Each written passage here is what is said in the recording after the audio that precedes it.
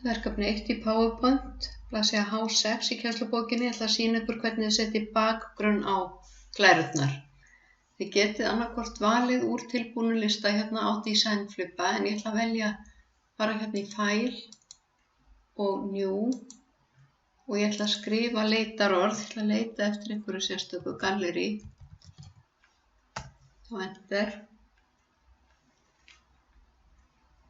Og fæ ég upp. Ég get líka valið hérna í lista eftir flokkum, en ég ætla að velja þennan bakgrunn og ég segi Create. Og nú ætla ég að vista þennan bakgrunn þannig að hann verði í Design Flippanum hjá mér. Og þá fer ég í Design Flippan, ýta á öruna niður og Save Current Theme. Ég ætla að skrifa Gallery og Enter. Svo loka ég þessu skjali. Nú er hann kominn hér inn hjá mér, Gallery. Og þá fæ ég bakgrunninn á allar glærurnar. Það er mismunandi hvernig áherslumerkin koma á glærurnar. Það fer eftir bakgrunnunum. Skulum aðeins skoða hérna.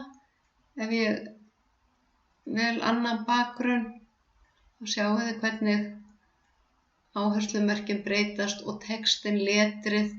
Ef ég vel þannig hérna þá koma svona, sjáum við það hérna á þessu hérna. Sjáum hvernig áherslumerkin breytast. En ég ætla að velja þennan bakgrunn sem ég var búin að velja áðan og þá eru áherslumerkin svona. Þau breytast þegar ég færi textan innar, set inndrátt. Ég sýni ykkur það í öðru myndskeiði. Ég ætla að vista þetta núna. Og í næsta myndskeiði sýni ég ykkur hvernig þið sækið mynd á netið eða inn í Online Pictures og mótið myndina.